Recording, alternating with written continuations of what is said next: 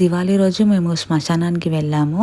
పాపం పండగ రోజు కూడా ఎవరో చనిపోయినట్టున్నారు. 2 శవాలైతే కాలుతున్నాయి. మేము ఎందుకు వెళ్ళామంటే డాడీ సమాధి దగ్గర క్రాకర్స్ కాలుద్దామని అయితే వెళ్ళాము. ఇక్కడ ఇలా చేస్తారని తెలుసు. అంటే ఇలా సమాధుల దగ్గరికి వెళ్ళి క్రాకర్స్ కాలుస్తారని తెలుసు, ఐడియా ఉంది. కాకపోతే మాకు పెద్దమ్మ వాళ్ళకి నోములు ఉంటాయి కాబట్టి ఇంకా ప్రతిసారి కూడా మేము అక్కడికే వెళ్తాము.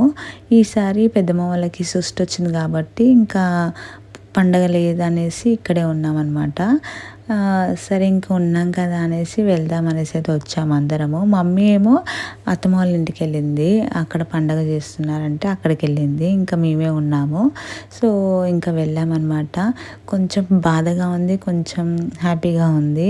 అంటే అది చెప్పలేని ఫీలింగ్ అనమాట. ఇంకేది ఎలా ఉన్నా కానీ మేము అక్కడికి వెళ్ళిందే క్రాకర్స్ కాలవడానికి, ఇంకా కాలుస్తున్నాం అనమాట. అండ్ ఇది వచ్చేసి పెద్దది, అది పెడితే అస్సలే అవ్వట్లేదు. కొన్ని క్రాకర్స్ అస్సలు కాలలేదు, చాలా వేస్ట్ అయిపోయాయి. మరి ఎందుకు అర్థం కాలేదు, కానీ మేము చాలా ఇష్టంగా కొన్ని తీసుకెళ్ళాము. అండ్ ఇక్కడ పాపం బబ్లు ఏమో కష్టపడుతున్నాడు, అంటే రాకెట్ పెడదామని, కానీ అది పెట్టడానికి కూడా రావట్లేదు. అండ్ వన్ మోర్ థింగ్, ఆ సమాధి దగ్గర అస్సలు నీట్గా లేదు. అసలు వాళ్ళు మెయింటెనెన్స్ వాళ్ళు ఏం చూస్తున్నారో ఏమో తెలియదు, కానీ అస్సలు అక్కడ నీట్గా లేదు. మేము డాడీది మాసికం వచ్చేసి మేలో ఉంటుంది, అప్పుడు వెళ్ళామంటే మళ్ళీ ఇప్పుడు వెళ్ళామన్నమాట.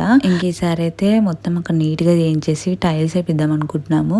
కాకపోతే టైల్స్ వేపిస్తే అక్కడ సరిగ్గా చూసే వాళ్ళు ఉండరు కాబట్టి అవి పగలగొట్టేస్తారంట. అక్కడ చాలా వరకు అయితే అలానే పగిలిపోయి ఉంటాయి. సో అందుకే ఆ టైల్స్ కాదనకుండా ఇలా సిమెంట్తోనే ఉంచాము. కాకపోతే ఇంకా టైల్స్ వేపిస్తేనే నీట్గా ఉంటుందని అర్థమైంది. సో ఇక్కడ కొన్ని క్రాకర్స్ వేస్ట్ అయినా కానీ కొన్ని క్రాకర్స్ అయితే డాడీ దగ్గర కాల్చాము.